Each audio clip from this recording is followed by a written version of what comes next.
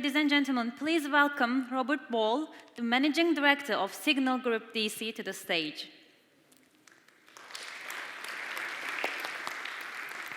Also joining us here is Schouest, Global Communication Strategy Director at Reckitt.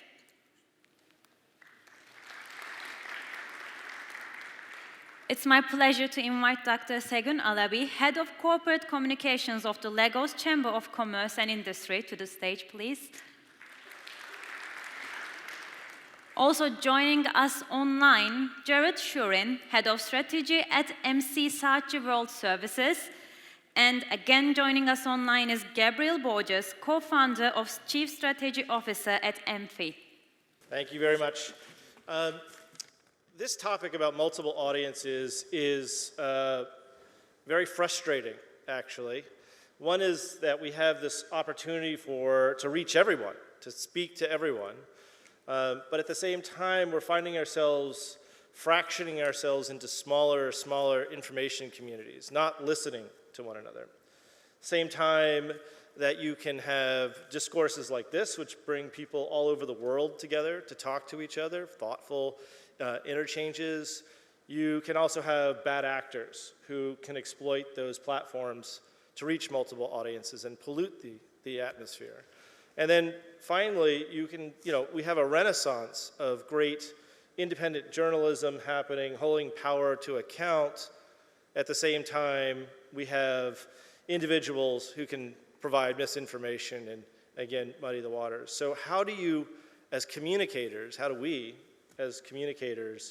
think about how to move forward engaging audiences and talking with them? And so the panel today, we're going to have people who have multiple different perspectives on this from multiple different experiences, which I'm really proud. And so what I'm going to start off doing is asking each panelist one question, giving a short introduction, or we can get through that. We can just move right into the questions, and then opening up to all of the panel some questions that I have. So, Clay, you are a global communications director. You've worked in marketing and brands for a long time.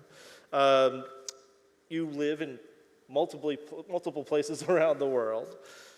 So considering how you build brands across multiple markets and audiences, what is your approach to engaging audiences? Firstly, can I just say, merhaba Türkiye. Burada olmaktan çok mutluyum. So thanks for having me.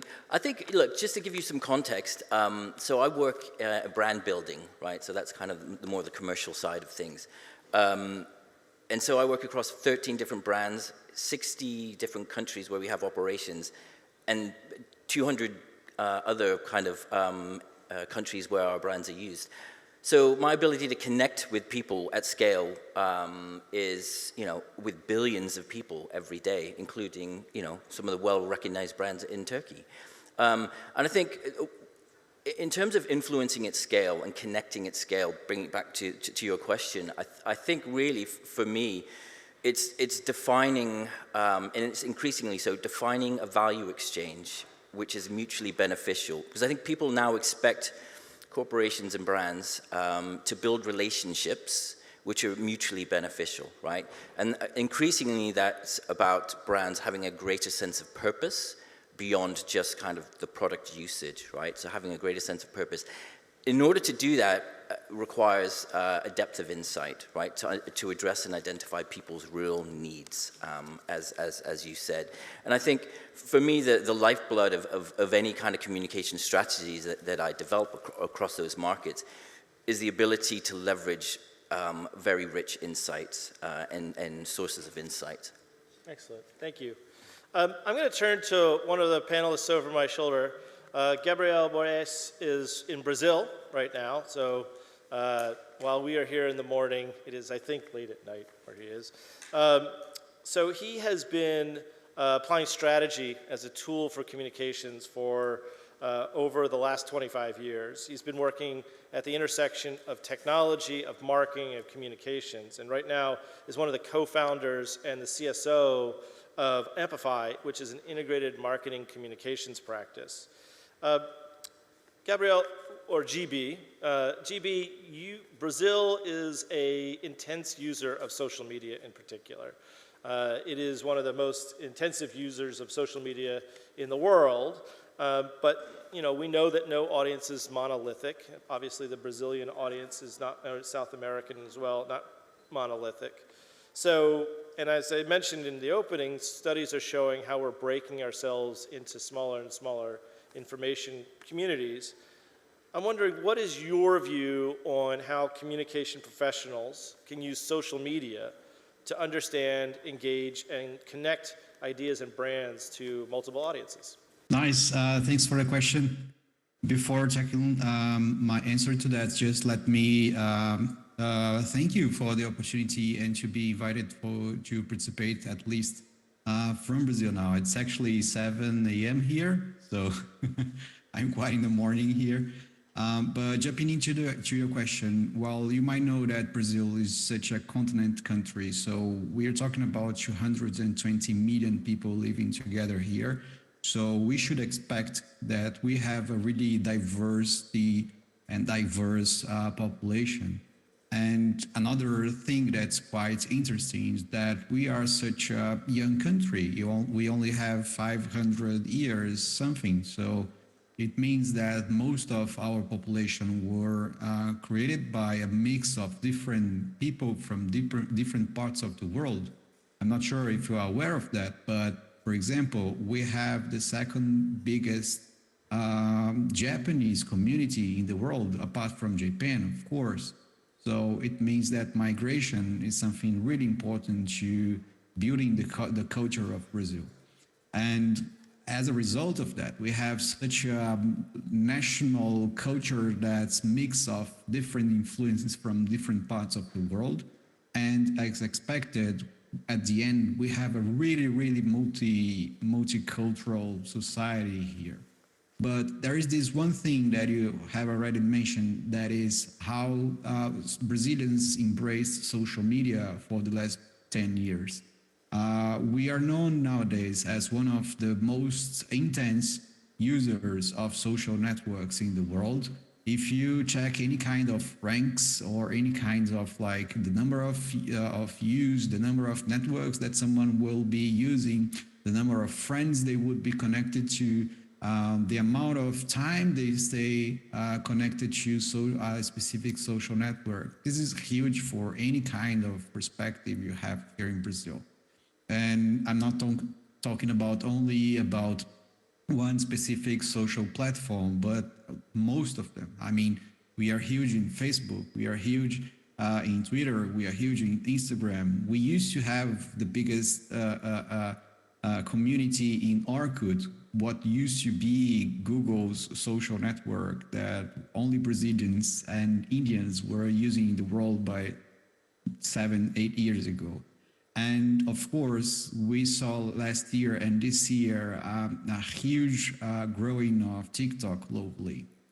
But that in common is something, and an insight we had while we were trying to understand how could we use social networks as a way of talking to different community and different people and targets.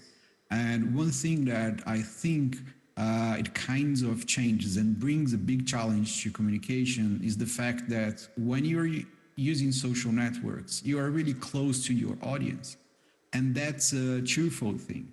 First, it's really good because you have a lot of reaction, instant reaction from the audience. So you can understand what you're saying, if it's being understood and if it makes sense and people are liking and engaging with your message. But on the other hand, sometimes we tend to be and to give a lot of attention to that. And we create a cycle that we start to think on what would be this reaction. And we start to shape our message only considering this reaction and only considering that we need to have this kind of engagement, etc. And I think that we become kinds of vicious on that. We sometimes are just playing for the audience, and that's something that sometimes is not good. So nowadays, I think that one of the biggest challenges we have is how can we find this balance in listening to the audience through social networks, but on the other hand, not being so reactive to the audience, because sometimes people know what they want, so it's good to listen to them, but sometimes they don't. So it's important in terms of bringing novelty and creativity. If you only listen to the audience, probably you won't give space for to bring something new, to bring something novel to the table. So I think that's a huge paradox that we are living nowadays. I don't have an answer for the question, actually, but at least that's something that we are experimenting now. Thank you. I think two of the things that I've been jotting down of this idea of how you have value between, how you have this value exchange, Clay, but also the need for creativity in that, and that sometimes maybe we're too close to the audience. So I want to turn to our third panelist here, Dr. Segun Alabi, who is from Lagos, Nigeria. Dr. Alabi works with the Lagos Chamber of Commerce. I was going to say Community of Commerce. That did not make any sense. Chamber of Commerce, and has worked in providing communication support to companies in Africa, but also moving out of Africa. So the question I wanted to ask you, which is, in your view, what is the key success driver of understanding and delivering value, as we just talked about, to multiple audiences in the global communication? How do you define value, and how do you deliver that? Thank you very much. I think the first thing to understand is that talking about global communications, it's all about crafting and telling a compelling story about a brand, be it personal or corporate brand, to its publics, that is the audience. And the key important success driver for me is stakeholder mapping. That has to be done first. You need to understand who your audiences are, and in communications, or specifically in public relations, which I practice, the most important thing is the categorization of audiences. In public relations, audiences are broadly categorized into 5 broad categories. The first one, we're talking about communications, creating value, corporate communication, and government relations, dealing with government. The second, dealing with shareholders. The third, you are dealing with the community in which you operate. The third, you are dealing with the media, because the media is key and is an important part of that whole idea.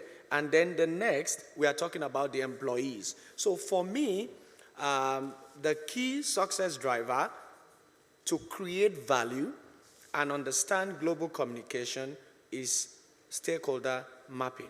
And this can be achieved by what strategy I call race to ace, run to success or to excellence.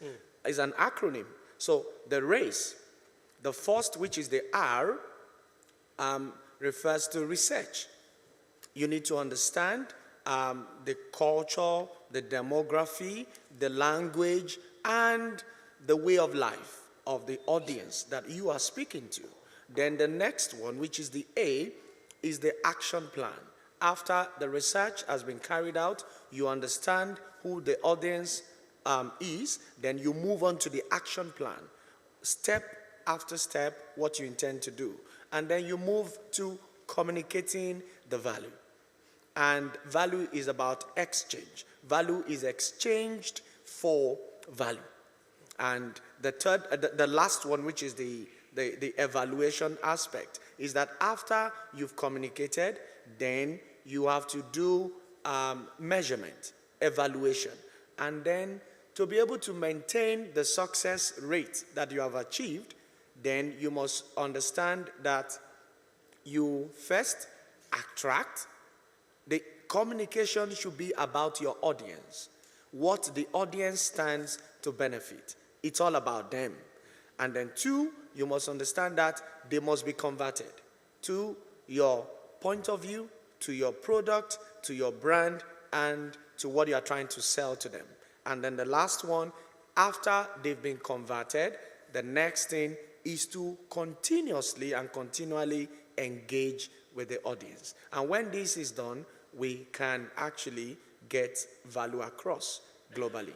Thank you. Perfect, thank you.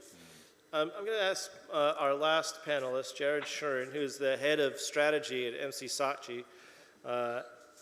Jared, one of the things that I was struck by actually is a quote that you had, which was turning business problems into communication problems, which I thought was just really I'm going to definitely steal that one. And all of you should as well. It's really good for pitching. You have talked a lot about the importance of knowledge, and that strategy and communications is really about bringing a lot of different perspectives into thinking about how to craft a successful communications campaign.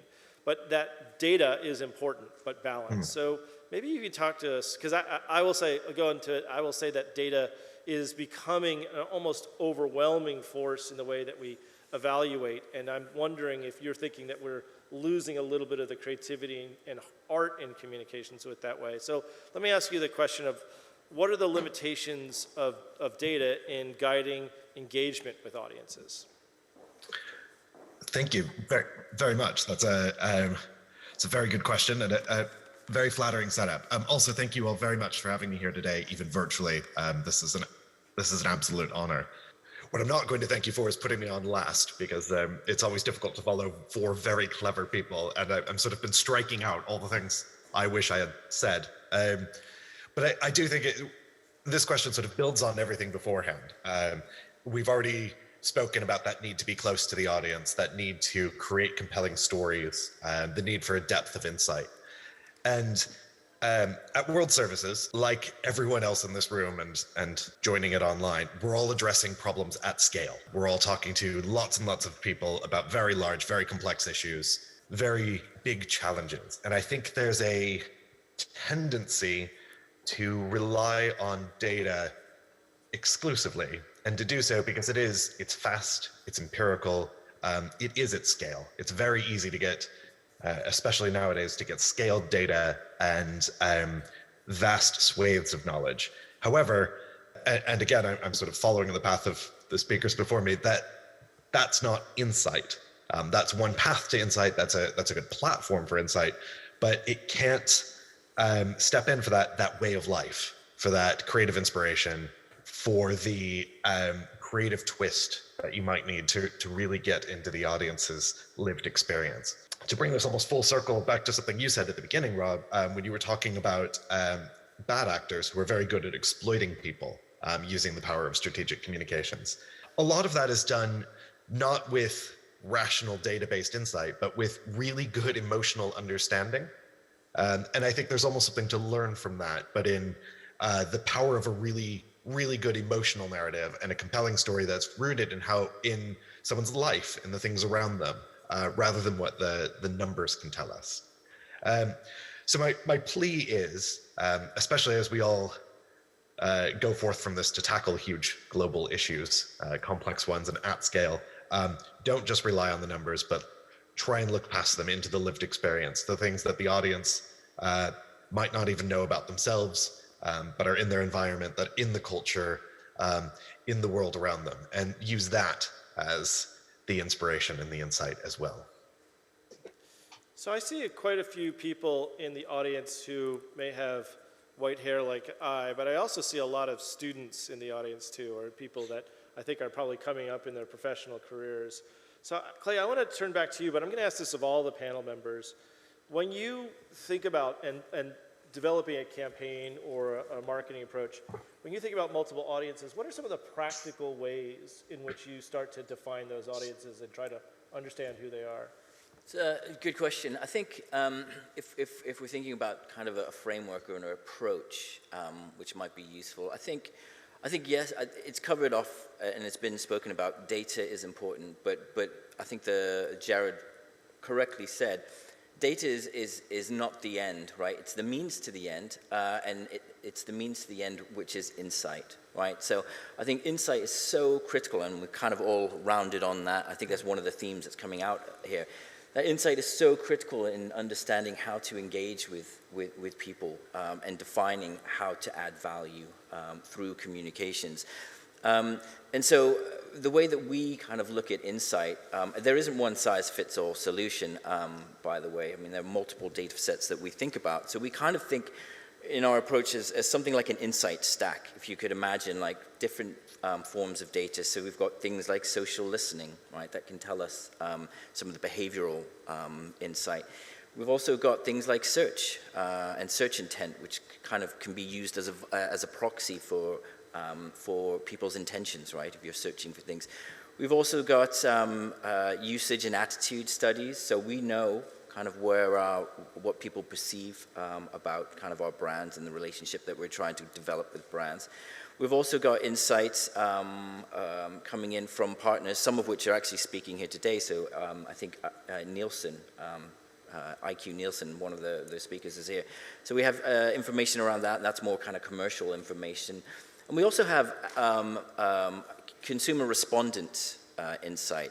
So throughout the world, we're able to understand the thoughts and feelings and attitudes and motivations about what people think and why they think that. And that's what we use to kind of, from a viewpoint perspective, to think about how do we use that data for insight and really, really focus in on various aspects of insight. So it's not one size fits all solution. You have to use multiple inputs to get to something which should be insight. And it requires, insight just doesn't come out of a platform. It requires interrogation. And you really, really need to kind of interrogate the information and constantly think about why. Why does that matter? Why does that matter? So let me open to the rest of any of the other panelists who want to take a shot at saying a little bit about how they approach this problem. How do they get insight into audiences and how do they discover value? I'd just open it to anyone who would want to bring that up. Or I'll call on you. Jared's got his hand up. Jared, thank you. Please go for it. Sorry. Okay, so I'll go first and then. So first, I think it's a really, really good question because I think that one of the learnings I had in my career is that it's really important to bring your experience and your perspective to the table when you're trying to understand an audience. But on the other hand, it's really important to understand that most of the time you don't belong to the audience. It's not about what you think and what you may like. It's about trying to understand someone that is different than you, trying to understand a community that sometimes you don't belong to. So how can you understand the way they think? And most of the time we believe that we would need to use really expensive or really deep understanding research tools and etc. But sometimes you don't have access to this kind of instruments or to money to pay for all these things. And it doesn't mean that you cannot understand and to learn about your audience. It means that it's just about observing. If you want to talk to a specific community or if you have a stakeholder in the process, why not taking their shoes and try to understand what is in their head? And with a couple of conversations, you might have a different perspective from the one you used to have on the beginning of the project. So I believe that it's really important to understand what is your role in the process, not in terms of trying to get insight from your head, but trying to explore and to talk and to understand what are the knowledge that you have access to, and from that, trying to create meaning. I like the idea that at the end, understanding an audience is about listening to a lot of noise and trying to compose a song from that noise. Sometimes it starts in a really rough and strange way, but at the end, if you find the harmonics and the melody, you're going to have a really nice song. So I think that probably is one of the things that inspires me nowadays to jumping in this kind of challenges. Thank you, GB. Jared, he had his hand up. Jared, would you like to answer? I'd love to, although I can't top that music metaphor. But that, and I apologize if this sounds very silly, especially after what Gabriel just said. But the advice I often give to young strategists or people that are looking for that sort of level of lived experience to build on, as Clay said, that sort of platform of data and that stack of insight. I highly recommend shopping malls, and more importantly, find, and I do think this connects to what Gabriel said, absolutely you're not the audience, but think about yourself in your own lived life, in your own lived experience, and think about the things that you know very well. Is it music? Is it books? Is it food? I really like food. You can't tell because of the way the camera is, but I really like food. So for me, actually, when I'm trying to learn about a new audience and learn about their lived experience, it's actually a way in for me is to find the local restaurants, to talk about the local food and the local culture, and actually understand those parallels and build there, because I understand what food means to me, and I understand how cooking and dining and how that culture works. And so it's very easy as a really first stepping stone for me to then understand another culture. So I think definitely remember that you are not the audience, exactly as Gabriel said. You have to have that sort of very intelligent remove, but also don't be afraid to bring all of you to the table, not just yourself as a market researcher, but you as a well-rounded human being with your own interests and insight into other cultural and lived areas. So I think in conclusion, what I'm saying is that people should buy me more dinners, and I'm a fantastic guest, and I'll definitely eat a lot. Thank you. For me, I think what is key is to have an audience-centered approach, because every communication starts with what you want to achieve. So what is the intention? To be able to achieve that, your communication must be intentional. And the question to ask is, what do these audiences, what do they need? So when you answer that need, then you center your communication around their need. And when they identify with what you are passing across to them, they are now able to buy into what you are trying to sell. So it's all about the audiences. So be audience specific, and then you should be open-minded. You should be ready to learn, to test new grounds and new waters, and then go all the way. Then the third thing which I'm going to say is that you also need to be collaborative. You need to look at things from other perspective. And the world is a global stage, and you need to, whatever you want to do, you have to understand that there are so many perspectives to whatever you are trying to do, and you must be open-minded, ready to accommodate other ideas. And with that, you'll be able to pass across the value in your communication. So I want to pick up on that. And by the way, I also understand that this panel is right before lunch. That is very aware for everybody. So I want to get some additional questions in, but I also want to get you all to lunch. So my work is in Washington, D.C., and is focused around government affairs. So we are representing companies, nonprofit organizations, advocacy organizations, as they engage in Congress, in the White House, for issues that are important to the, foreign but also domestic audiences. But it's a battleground of ideas and perspectives. There's many different points of influence and what people think is right and wrong. So I'm interested from the panel's point of view, when you think about influence campaigns, whether it's trying to get someone to think or vote a certain way, or it's someone to try to consume an object or a brand. But when you think about influence and developing influence campaigns, I'm wondering if there are approaches and how understanding that these multiple perspectives mean that you have to have different ways of dealing with different segments of the audience.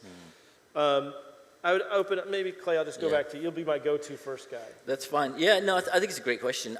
I mean, look, historically, kind of brand building has been centered around kind of advertising or marketing in a very kind of linear manner, right? So, you know, you develop some assets, some advertising assets, and you broadcast to you know, would-be people.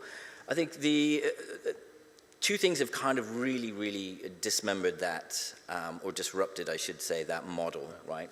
One is technology, and the fact that we're all kind of on global platforms now, and actually technology has democratized information, and with that, there's an expectation from people that, for example, brands need to be open, and I think your point about openness is so nice, a very poignant point. Brands need to be open for participation and understanding what people want. And that opens up a whole new spectrum in terms of how do you communicate. So it's no longer just about disseminating an asset or a piece of advertising asset. We now need to think about the value exchange from a broader solutions-based approach. And it might not even be advertising, right? It could be a piece of technology that's developed to add value in some ways or improve people's lives beyond traditional kind of marketing. So we think of things, and it was interesting, the gentleman that came before us was talking about the Red Crescent. He had a slide up there which was around an ecosystem. Yeah. And that's exactly the way that we build brands, and we think about building brands now.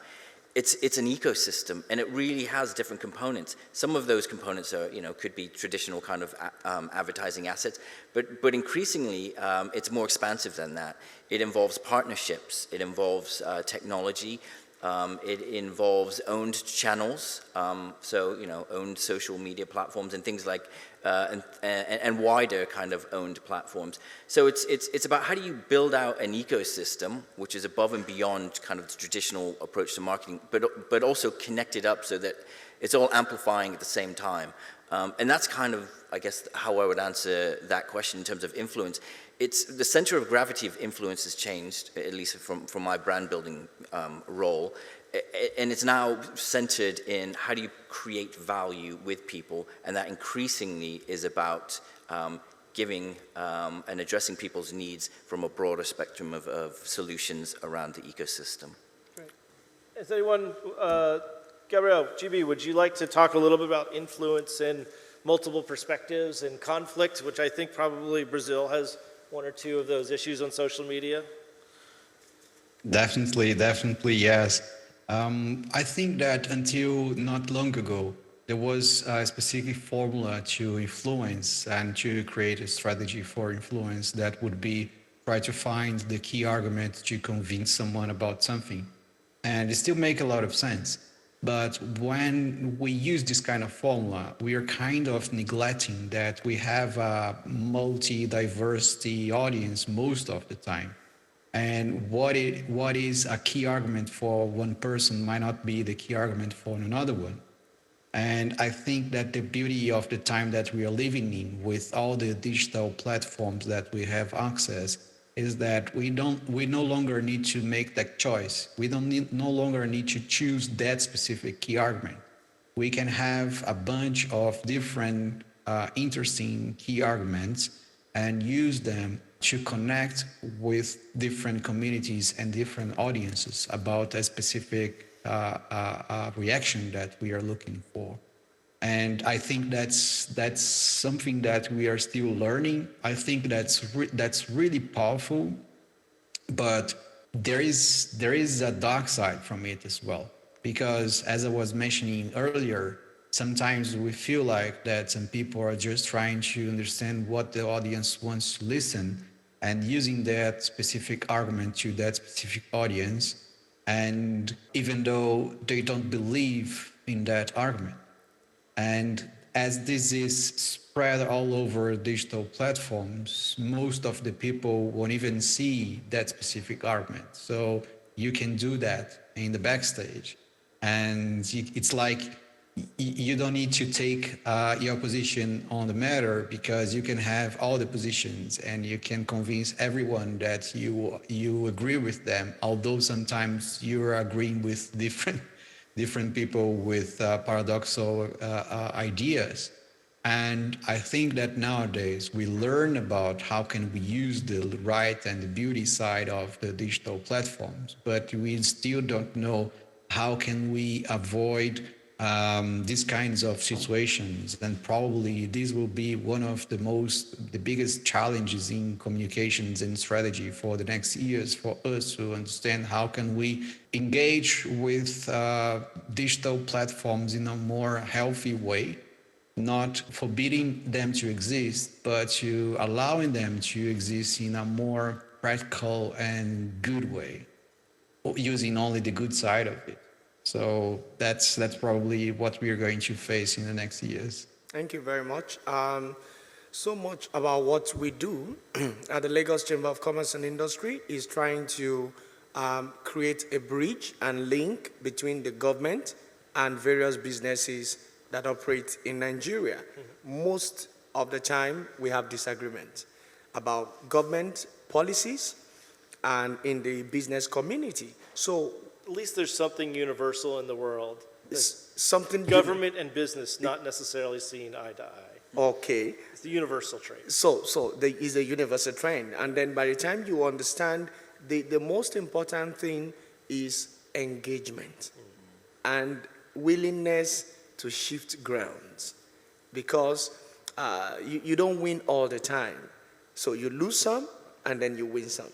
So for me, to make something robust, it has to be eclectic, gaining from various fields, sectors, perspectives, and ideas, and that makes it very successful. So for me, conflict, disagreements, differences are welcome, but we need to engage and shift grounds. Jared, would you like to speak on this? And then I have one rapid round of questions. Absolutely. Although again, I'm just going to do my best to echo everyone that came before me. I think there's some really, really interesting points. I think the fact that we are in an ecosystem environment now is such a good point, and that really it does have its strengths and weaknesses, obviously, to it. The threat is for us, for people that are building and sending out messages, is that you can feel, as Gabriel said, you can try and strike every position for every person. You can try and win all the time, actually, but you shouldn't. You have to find what you stand for, and you have to have that decided core of what you are, what your brand is, what your identity is, what you stand for. And that does mean, at MNC Saatchi, our principle is brutal simplicity of thought. You do have to find that one thing, make that really difficult decision of, what is it that you actually stand for and that you want to do? And absolutely, you can explode that throughout the ecosystem, and you should. And if your core idea is that you are a brand that stands for family, family is going to mean something different in Memphis than it is from Lagos. But there's still that core idea of family, and you should find a way to express that, and you need to stay true to who you are. So I think there is that temptation to use that power of technology and that power of almost reactive messaging to try and win every argument, to be all things to all people.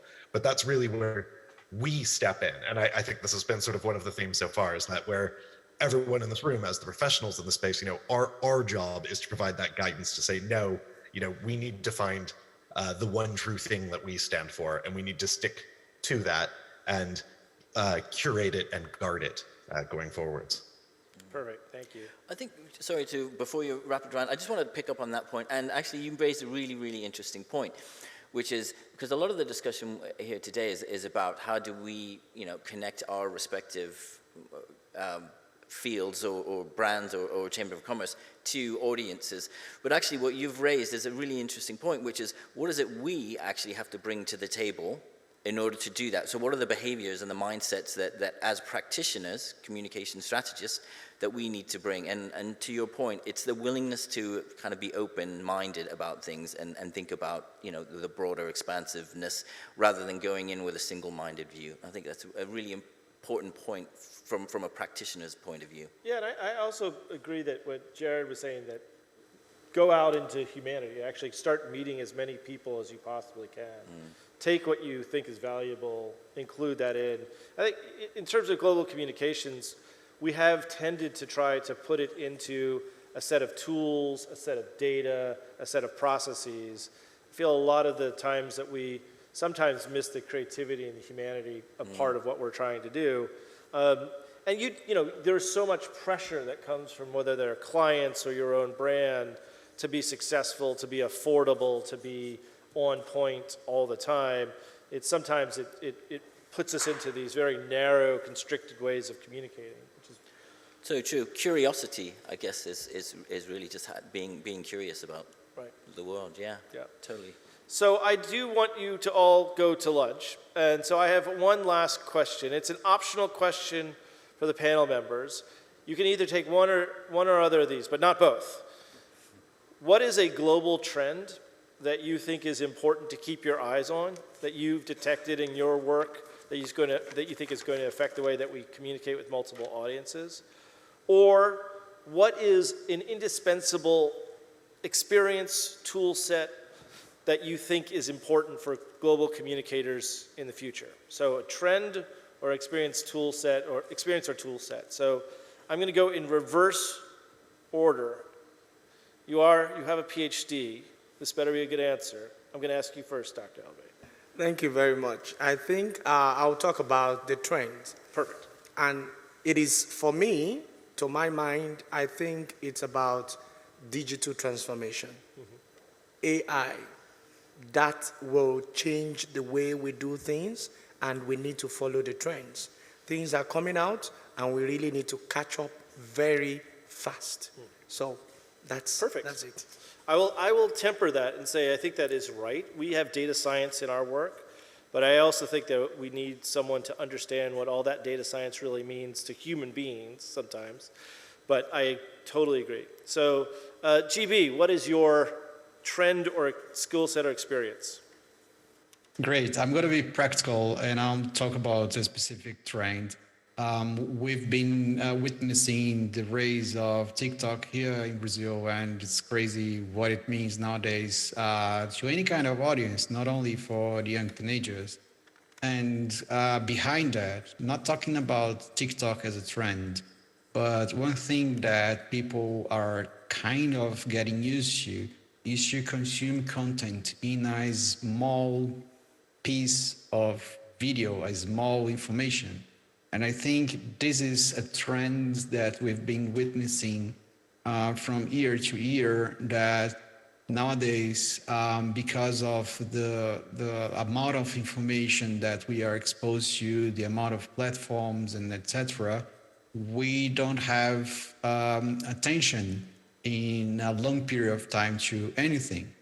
So I think that the most challenging learning we might have in the future is to understand how can we pass our message in a few words, in a few seconds of video, or any kind of media that we are using, but it's about fast. And I think that what Jared said about trying to find the simplicity might be even more important in the near future, because if you want to pass through a message, if it's not simple and you don't have time, probably on the other side, nobody will understand. So it's really important to have a clear message and to try to say it in a phrase. Jared, what's your thought? I'm going to go with a tool on the insight side, and I think it's one that's overlooked a lot, and that's the power of fashion. And again, that seems a little odd coming from all this, but fashion is brands that people choose to wear. I mean, it's almost opting in to a brand in a way that we don't see in many other industries. It's how people, it shows what people aspire to within a culture and within a community, within an area. It shows how they want to present themselves.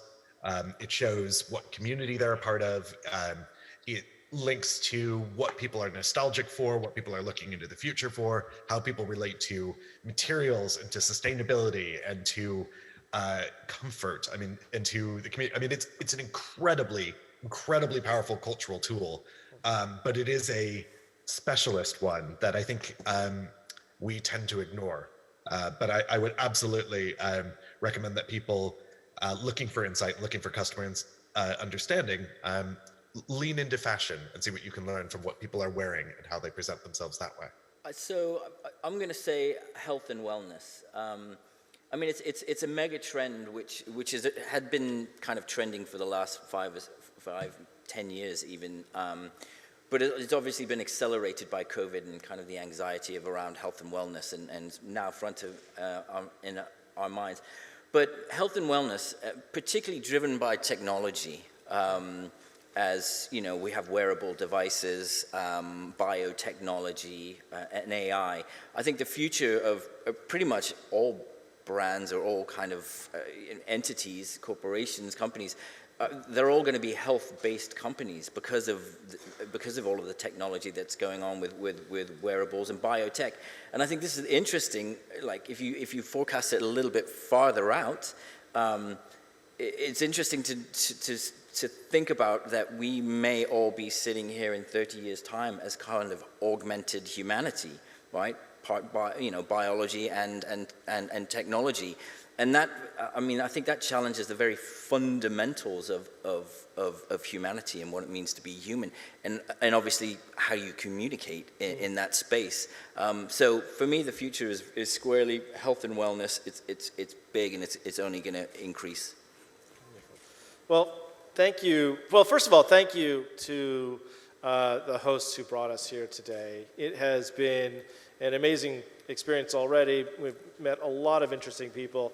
I'm sure for the audience, if you run into us in the hallways, corner us if you have any questions or want to have a conversation. But thank you all, everyone here, for attending. We appreciate it. And for all of those online, have a wonderful rest of your conference and look forward to meeting you. Thank you.